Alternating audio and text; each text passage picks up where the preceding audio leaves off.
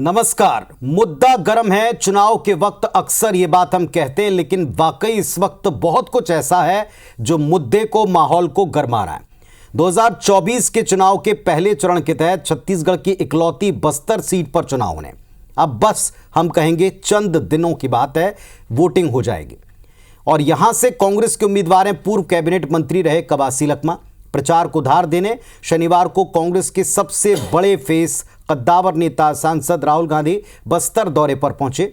उनके आने को कांग्रेसियों ने अपने लिए बड़ी ताकत बताया। दावा किया कि कार्यकर्ताओं में, जनता में राहुल को देखने सुनने को लेकर गजब का उत्साह है। दूसरी तरफ हाल ही में कांग्रेस छोड़कर भारतीय जनता पार्टी में शामिल हुए चंद्रशेखर शुक्ला ने राहुल गांधी के नाम एक ओपन पत्र लिखा है। सियासी गलियारे में इस पत्र ने मुद्दा गरमा दिया है, हलचल मचा दी। दरअसल छत्तीसगढ़ कांग्रेस के महामंत्री रहे चंद्रशेखर शुक्ला ने राहुल गांधी से कांग्रेस प्रत्याशी कवासी लखमा को लेकर सीधे तीखे 3 सवाल पूछे। पहला, जीरम कांड में कवासी लखमा शुरू से संदिग्ध माने गए। तत्कालीन PCC chief doctor Charandas Mahant ने 2013 में लखमा को संदिग्ध माना, तो क्या आपने यानी राहुल ने अब उन्हें पूरी तरह से क्लीन चिट देकर कैंडिडेट बनाया? दूसरा सवाल अपने पत्र में शुक्ला ने पूछा है कि क्या आप जीरम के शहीदों को शहीद नहीं मानते? उन्हें न्याय दिलाने के लिए कितनी बार संसद में आवाज सांसद के नाते आपने उठाई, कांग्रेसियों ने के नाते उठाई? और तीसरा सवाल पूछा है, जीरम को लेकर जिन सबूतों को अपनी जेब में रखने का दावा पूर्व सीएम भूपेश बघेल करते आए, वो आखिर कब जेब से बाहर आएंगे? आखिर पूर्व सीएम किसको बचा रहे हैं? अब तो सरकार भी चलेगी।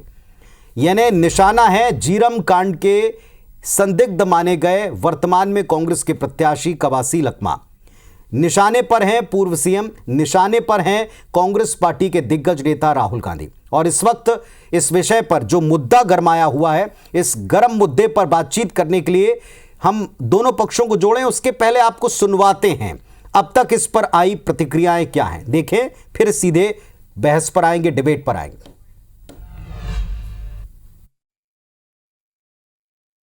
चंद्रशेखर शुक्ला नए मुल्ले हैं, तो नया मुल्ला थोड़ा ज़्यादा प्याज खाता है।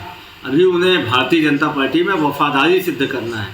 अब कांग्रेस पार्टी छोड़ के गए हैं, 35 साल 30 साल तक उनका दावा था कि कांग्रेस में थे, तो कांग्रेस छोड़ के गए हैं, तो भारतीय जनता पार्टी की वफादारी में कुछ गलत आरोप लगाएंगे, अनर्गल आरोप लगाएंगे, तब तो उनकी वहाँ पे कुछ सुनवाई होगी।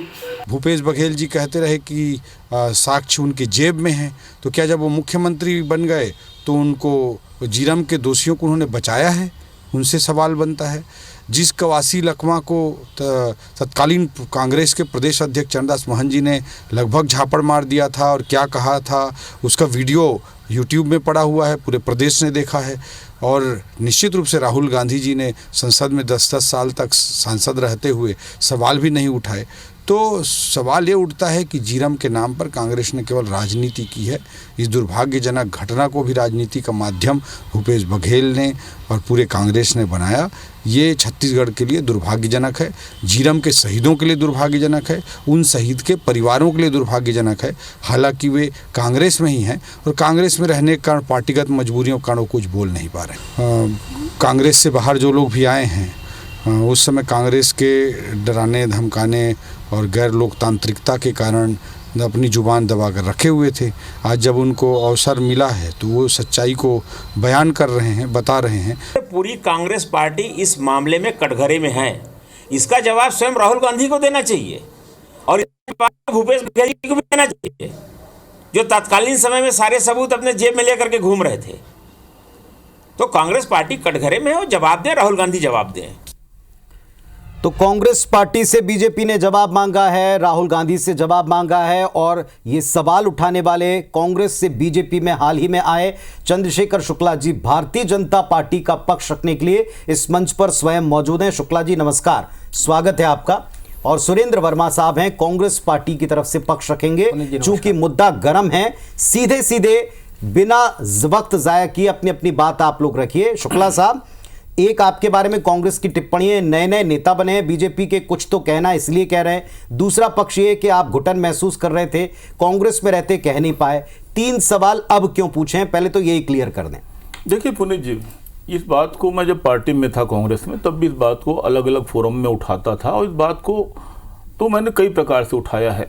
मैं तो प्रतिमा पांडे जी के साथ 2014 में तत्कालीन गृह मंत्री सुशील कुमार शिंदे से भी मिला था। जनवरी महीने का आखिरी था, और सुशील कुमार शिंदे जी केंद्रीय गृह मंत्री हुआ करते थे, और प्रतिमा पांडे स्वर्गीय विद्याचंद्र शुक्ल की पुत्री स्वर्गीय प्रतिमा पांडे, मेरे साथ 2 लोग और थे। तो मैं उनका उल्लेख अभी उनका नाम नहीं लूंगा, क्योंकि अभी उसमें एक मित्र कांग्रेस में है, लेकिन मिला था, और ये बात की तथ्यात्मक रिकॉर्ड है, क्योंकि वहां बाकायदा एंट्री होती थी। प्रश्न मेरा यही था कि झीरम घाटी के समय तत्कालीन प्रदेश अध्यक्ष और वर्तमान के नेता प्रतिपक्ष ने आरोप लगाया था, मैंने नहीं लगाया था आरोप, ने आरोप लगाया था कि तुम वहां क्यों लेके गए, तुमने इनको क्यों फंसवाया, तुमने ये कांड क्यों करवाया। और जैसे कि ओपी चौधरी जी बोल रहे थे, डांटे फटकारे और लिटरली मार दिए थे। तो ये घटना तो वीडियो में हमने सबने देखी। दूसरा प्रश्न ये कि राहुल जी ने इन केस प्रकरण के संदर्भ में संसद में प्रश्न क्यों, क्या उनके नजर में छत्तीसगढ़ के शहीद नहीं है, उनकी शहादत नहीं है। और एक बात और कि माननीय भूपेश बघेल जी अक्सर कहा करते थे, हमेशा कहा करते थे कि मेरी जेब में है सबूत, मैं दूंगा।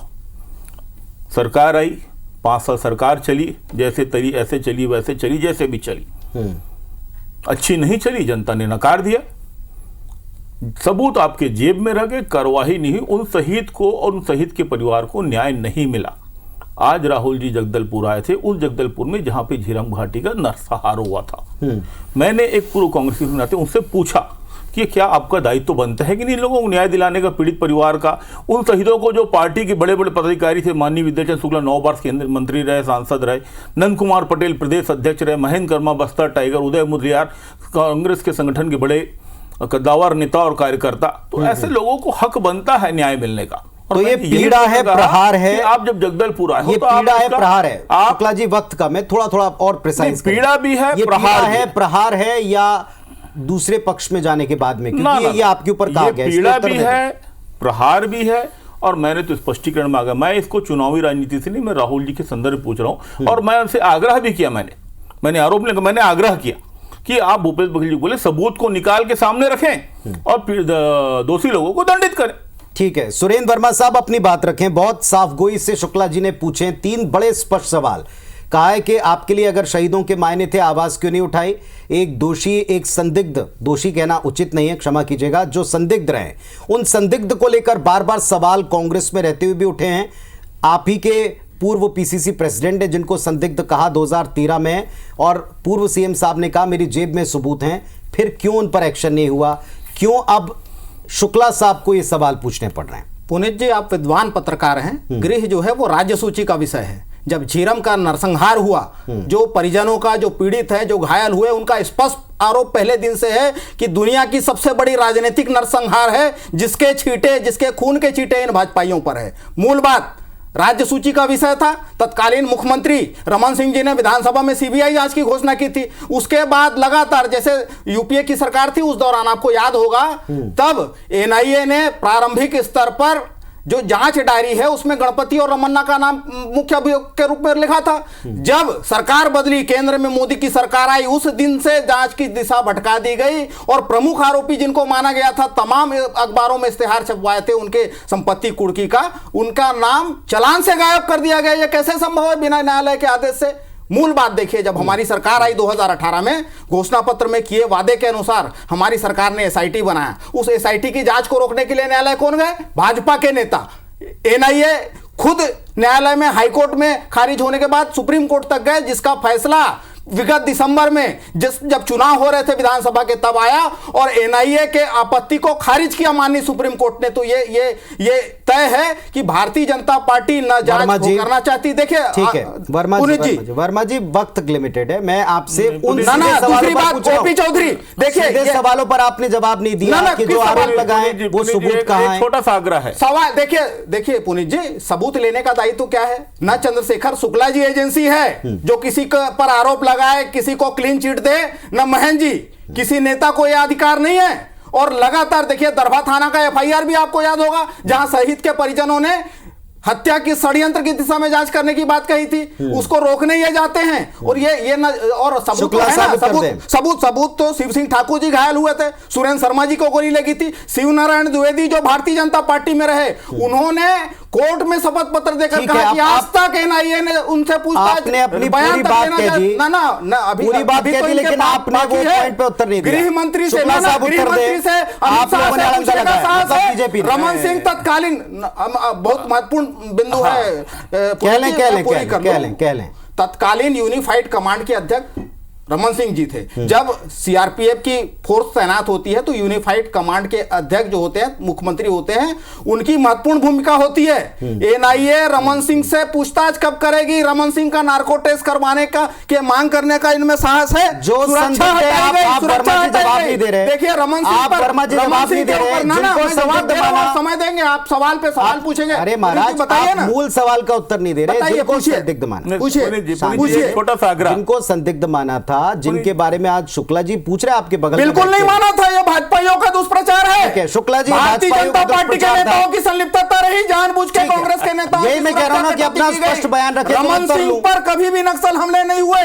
उस दौरान विकास शुक्ला यात्रा जी में उत्तर दें, 1781 शुक्ला जी उत्तर सुरक्षा बल दें। के जवान, आप सुन लें, हमारे उनको भी दर्जनों सुन लें। नेताओं को Z+ की सुरक्षा थी, केवल 138 जवान। ठीक है, सुरक्षा का शुक्ला जी उत्तर दें, इन शुक्ला जी। भाजपाइयों के षड्यंत्र को प्रमाणित करता है। ये नहीं चाहते, ये पुलवामा का महाराज षड्यंत्र ये सीखे करवा- नहीं, कब थोड़ा मिलेगा उनको भी सुन पुलवामा लें, के उनको भी षड्यंत्र सुन का लें। जवाब? जी सुरेंद्र जी, जो नहीं। आप कह रहे हैं उसका उत्तर भी तो सुन लें नहीं, शुक्ला साहब। पुनीत जी, एक्चुअल में सुरेंद्र भाई लोगों को पार्टी में बोलने का मौका नहीं मिलता। मैं भी उसी पार्टी से आया हूँ, तो यदि थोड़ा और बोलना चाहते हैं तो बोलने का समय दे दें। बेचारे पीड़ित हैं, शोषित हैं, और लोकतांत्रिक प्रक्रिया का पालन तो वहाँ होता नहीं। कहने की जरूर लोकतांत्रिक पार्टी, लेकिन बोलने का मौका तो और थोड़ा सुरेंद्र भाई बोलना चाहे तो बोल ले। लेकिन नहीं, मैं लेकिन बात आपको यहाँ लिमिटेड है महाराज, ये लेकिन पार्टी मैं फोरम नहीं। आपको बता रहा हूँ, सुरेंद्र भाई ने कहा एसआईटी का गठन किया। एसआईटी का गठन किया, उस एसआईटी की मांग को हाई कोर्ट ने ठुकरा दिया। क्यों? किसके आवेदन पे ये भी बता दीजिए। हाँ, किसके आवेदन पे? नेता धर्मलाल कौशिक और आप बोल रहे थे, मैं चुप एनआईए था। किसके आप बोल रहे थे, काम कर आप रही है? बोल रहे थे सुरेंद्र भाई, गणपति मैं और रमन्ना का नाम हाँ चार्जशीट से सुरेंद्र हटा, भाई, उसका आप जवाब बोल दे रहे थे, दीजिए। आप बोल रहे थे, मैं शांत था। मेरी बात सुन लीजिए शांति। यदि एसआईटी में कोई तथ्यात्मक ठोस प्रमाण देते तो कोर्ट मजबूर हो जाता आपकी बात को मानने के लिए, लेकिन वो ठोस और तथ्यात्मक बात तो आपने जेब में रखा रहा। वो ठोस बात तो आपने जेब में रखी थी। वो ठोस बात तो आपने जेब में रखा रहा, जेब में नहीं निकाला। वो ठोस बात आपने जेब से नहीं निकाला। सर्वोच्च न्यायालय वो ठोस बात आपने जेब से नहीं निकाला। मैं आपसे प्रश्न कर रहा हूँ दो विषय में। मैं आपसे दो प्रश्न कर रहा हूँ, दो प्रश्न कर रहा हूँ। महंत जी ने क्यों आरोप लगाया? भूपेश बघेल ने कि वो दस्तावेज एसआईटी को खुद बनाया था। इन भाजपा वो एसआईटी जो भूपेश बघेल ने खुद बनाया था, उसके सामने दस्तावेज क्यों नहीं रखा? बहुत सीधी सी बात है। महंत जी ने आरोप लगाया, ठीक है, आप डिनाई कर दिए, मैं मान लिया। लेकिन भूपेश बघेल जिन्होंने स्वयं एसआईटी बनाया था, उस एसआईटी के सामने भी वो ठोस प्रमाण जो जेब में थे क्यों नहीं चलिए, रखा? सवाल शुक्ला साहब ने रखा पूछे, होता तो शायद आपने वो बात आपने इतनी नहीं उत्पन्न हुई एक होती। मिनट, सवाल शुक्ला कुछ साहब ने तथ्य नहीं पूछे था, हैं। इसलिए हाई कोर्ट ने उसको ठीक है, डिनाई ठीक है, किया। ठीक है। शुक्ला साहब, आपने यहाँ सवाल पूछे, आपने पत्र लिखा, आपने ओपन पत्र लिखा। जी। ओपन फोरम के ऊपर क्या इसका कोई जवाब आधिकारिक तौर पर आएगा, या ये कहा जाएगा कि केवल दूसरे पक्ष में गए, इसीलिए आप आज वहां जाकर के अपने नंबर बढ़ा रहे हैं? जनता का फैसला जो होगा वो आप दोनों पक्षों के सामने आएगा। फिलहाल वक्त इतना ही था। धन्यवाद आप दोनों का मुद्दा गरम में अपनी प्रतिक्रिया देने के लिए।